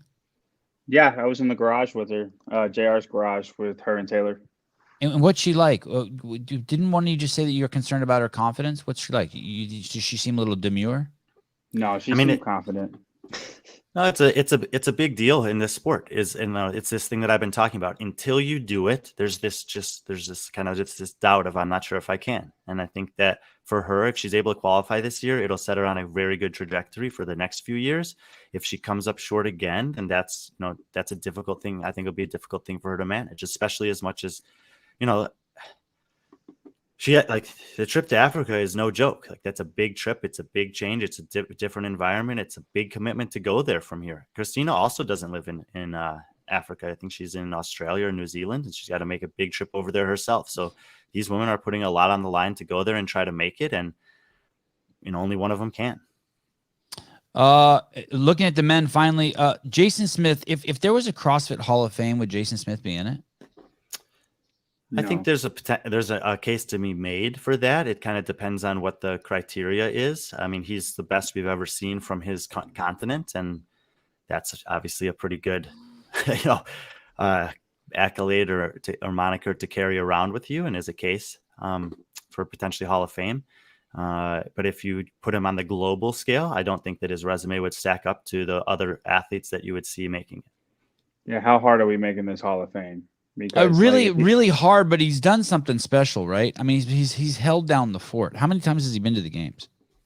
Well, as an individual, I think it's 2. Oh, okay. He finished 7th and then 32nd one year. 3. The 7th place year was in 2017. He was 10th that year. How is Keelan Henry? How is his health? Yeah, I think Keelan is healthy. I think he's very fit, and I think he's the guy to beat. However, Darren Zernemer is coming. If you read the article I wrote, this guy has been improving at every competition that he's done over the last 3 years. And I really believe, I know John doesn't think so on the women's side, that it's going to come down to the last event for both the men and the women. Or a place in an event for the men and the women. I think the margin is small, and I think that either of those guys that make it or either of those women that make it is a deserving representative from Africa this year. Do you think? Go ahead, John. Sorry. I agree wholeheartedly with the men. You might not know their names, but the race will be really fun to watch throughout the stream between Darren and Keelan. I think people aren't going to know who Darren is, and he's like Ryan said, he's been working really hard. Darren doesn't seem to have the same distractions that Jake Berman has. Do you think that? That's too bad for him. Do you think that Do you think that whoever makes it from Africa will finish in the top 30 at the CrossFit Games? I think it's hard. It's hard to say. I think it's possible. It'd be around there. It'd be around there. Are you okay with 28 this? To 35. Are you okay with this accessory work right here? Yeah, Seal Rose, love it. You okay with the way that's set up? That's a nice gym. That's how I do them. Hey, that's set up kind of like the semifinals are going to be set up. There's 2 floors, right? Do you know about the setup? Do you know about the venue, the 2 floors, wherever it is in Florida? This thing that Don alluded to? Yeah. All right. I mean, keep in mind, they're also doing some spectator activations and stuff. So that floor will be used for other things instead of not exclusively for the elite individual or team competitions, but also think about the total amount of time on the floor between all 6 team tests, all 7 individual tests, 60 men, 60 women, 40 teams, and some spectator stuff. I mean, if you didn't think there were going to be 2 competition floors available at some capacity, I don't know how you were planning to manage all of that on one floor over those 4 days. Good point. It's funny when he said floors, it wasn't until just now that I realized I had it visualized wrong. I thought he was talking about like on top of each other. Look at these guys carrying a fucking scooter. Well, I think they just picked it up. All right. Man. Okay. So there's your predictions for this weekend. Any notable anyone worth talking about that popped for drugs so far? Anything worth noting? Anyone injuries? Anyone pulled out of any semifinals that we know about that are coming up? No, I don't think anything significant. I know there was one change in the European men's field, but it wasn't like a top athlete. I've heard about some injuries here and there, but I don't think it's going to cause any withdrawals. So I don't think so. Okay. All right. Thank you. What stands out to me is this weekend, if you are a CrossFit Games fan, you do not want to miss it this weekend. I think you can watch all of the events that they are streaming over on their YouTube channel. When they are live, we will not be live most likely. And when they are not live, we will be live. And so there's that. Are you around this weekend, John, to play? Yes, sir. I should be. Yeah. Alrighty. And Brian, which event? You'll be at the event in Orlando? Yep. And will you be tucked away like in a basement somewhere, or will you be running back and forth? Do you know what you'll be doing? I should be on or near the competition floor. Awesome. Are we planning on having like live commentary as the event's going on YouTube? I don't think so. Did you listen to what he just said? When they're live, he probably most likely will not. When they're not live, he most likely will be. Okay. Well, he pulls audibles every now and again. I do. Yes, I do. Just want to make sure I'm available for the whole thing. What about predicting for each event? Will we be doing that? I don't know. That's a good question. Roman will win event 1. Book it. That is a great question. You give me 2-to-1 odds. I'll take Hopper. That I will 100% give you 2-to-1 odds on that. Bet. Okay, what do you want to bet? We'll talk about that off air. Am I still timed out? Am I still? I don't know what that means. No, only one person got punished this show. I think it was Kenneth. I like this odds thing. Or Wise. Do bets all week like that? Maybe. Oh shit! Did someone accidentally put Elise on timeout? That's not cool. That can't be done. Mike Halpin, I will be somewhere there as well. Please say hi to me. I'm desperate for friends. Okay. I'm more likely in a dark corner staring at a spreadsheet. All right, fine. What happened to Riddell? Someone tell me. All right. Guys, I will see you possibly this evening for a Frisbee show. I am still in negotiations with the host of that show to try to figure out some things.